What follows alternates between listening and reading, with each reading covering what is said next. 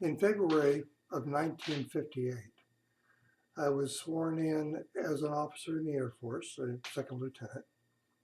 I was given orders to report to pre-flight training in San Antonio, Texas in June of that year. I had a lovely wife, a 6-month-old child, actually he was 5 months old, and a boy. And I had a job as an associate engineer at General Dynamics, working with some scientists, some mathematicians that were working on the Atlas missile.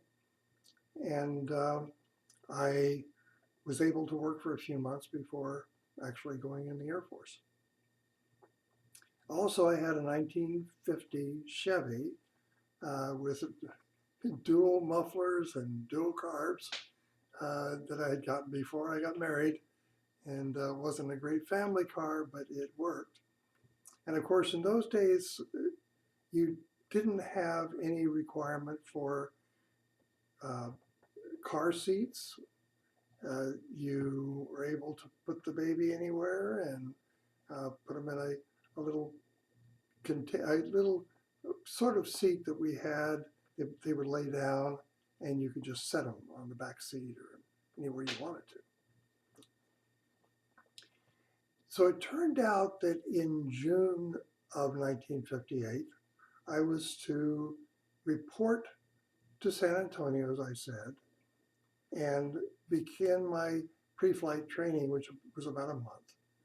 The plan was for me then to go to Waco, Texas, James Connolly Air Force Base, to begin my navigation training.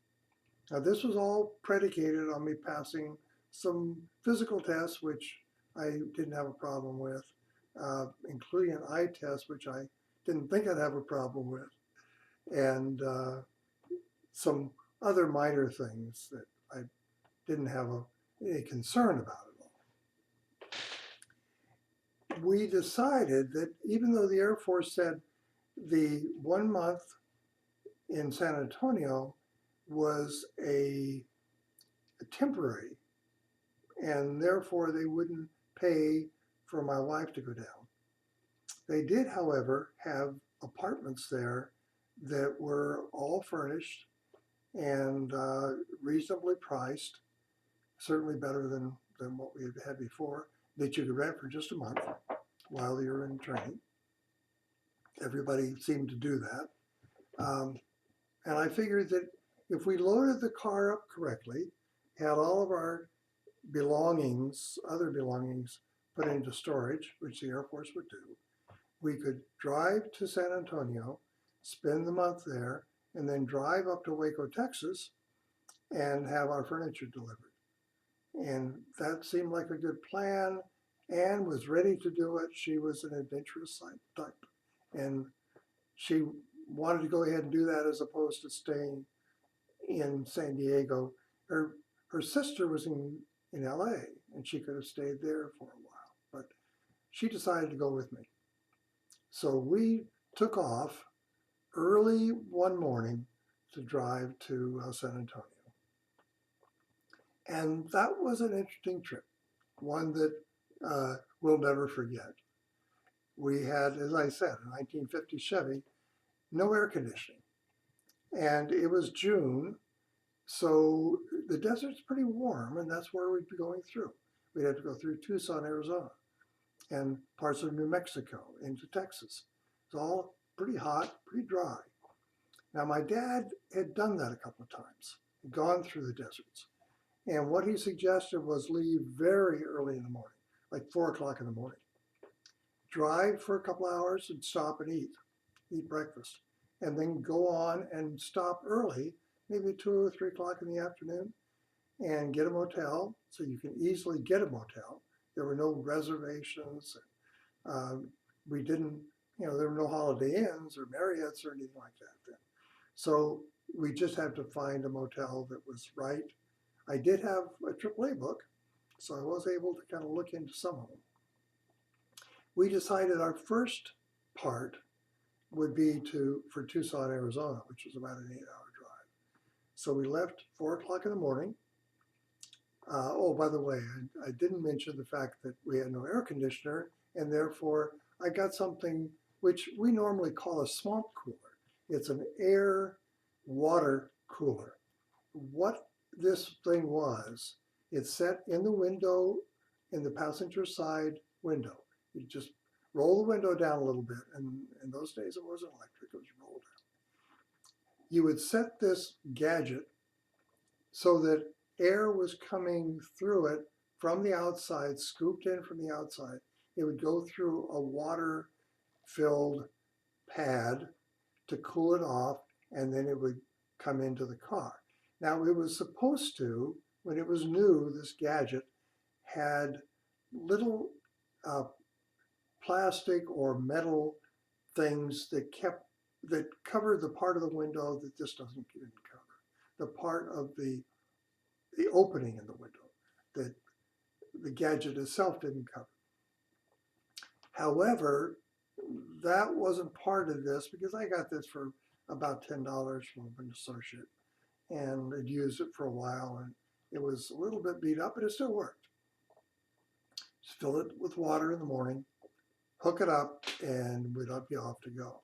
And so we took off. What we did was we filled the trunk with things like blankets and pillows and other things we'd need for that month. We put pillows between the back seat on the floor, the back seat between the front and back seat, along with blankets, sheets, towels, all that kind of stuff. And we made a little bed for the baby. We set the baby on that large area back there. And when we left in the morning, he was asleep, of course. By the time that we stopped for lunch, we were able to take him in and feed him a little baby food, and we could have a breakfast. And when we drove through Tucson, somewhere around the Tucson area, we found a motel. I think it was called the Ghost Motel. It had a bunch of skeletons of livestock on the outside of it. And it was an interesting little motel. Just I think it was a Best Western, and they did have Best Western in those days. It was fine, and we spent the night there. Next morning, got up 4 o'clock in the morning, took off from there, drove from there to Deming, New Mexico. Um, we had a little problem because we had to keep diapers. We had to keep used diapers in a bag and things like that. We didn't have any washing capabilities. When we got to Deming, New Mexico, the motel there was run by a couple older than us, so we considered them old, but they were probably in their 40s or so, and loved kids. And so we showed her the baby. She wanted to see the baby and watch him, and she was making sure that we had a place for the baby to stay in the little crib for the baby in the motel. One thing nice, all these motels had swimming pools. It was very hot. It was over 100 degrees every day. And so by the time we got there, even though we had this little cooler in the car, we were pretty warm. So we want to go out and get in the swimming pool. And we'd get the baby on the side of the pool, and one of us at a time would jump in and cool off a little bit. And the rooms were fairly cool, so we were fine there. Next day, we drove from Deming, New Mexico, down to Del Rio, Texas, and that was a different experience.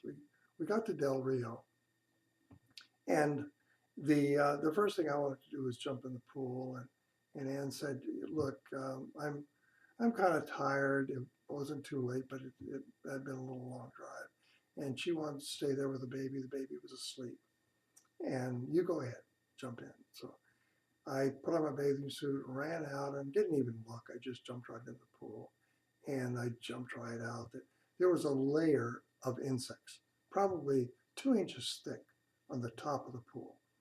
And there were all kinds of things. Some of them I'd never seen before. There was something that looked like a huge ant. Uh, I'm talking about huge, that was the size of a wasp. And there were all kinds of other strange things in there, along with the usual stuff that you would expect, your grasshoppers and that kind of stuff.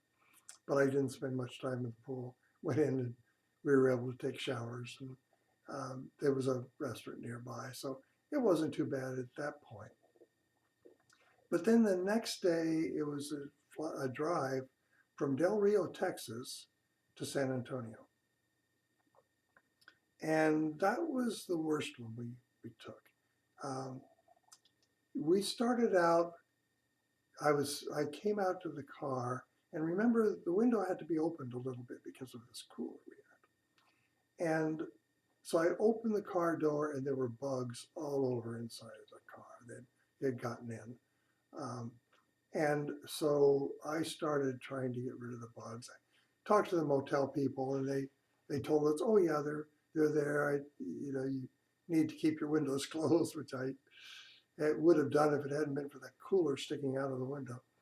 So I started scooping them all over, especially where that little bed thing in the back where the baby was. And I scooped and tried moving things around, and finally I thought I had it. They were all gone. I put the baby back there. We started on our way to San Antonio. That wasn't as long a drive as what we had been doing. And we pretty well soon found out that there were still bugs in. Either they were coming in, and they probably were, or they had already been in the car and were just flying around. And as soon as we get up to speed, then the wind would blow in, and the bugs would all find a place to hide or to sit or whatever. And then as soon as we slowed down through one of the cities or something, because there were no interstates then, as soon as we said to slow down, there they would come out again.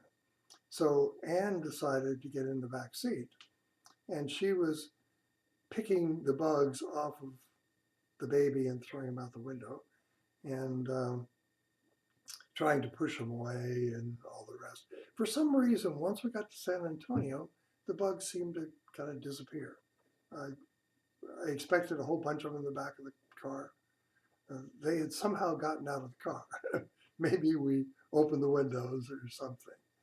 We got to San Antonio, and we at first rented a motel, or got a motel, but we didn't go to the room. We went to the point of just setting our suitcases in the room, and then we came out and we drove over to the apartments, and signed up for an apartment. And they said, "Oh, there's one available right now, main floor, and right over here, and we can move in right now."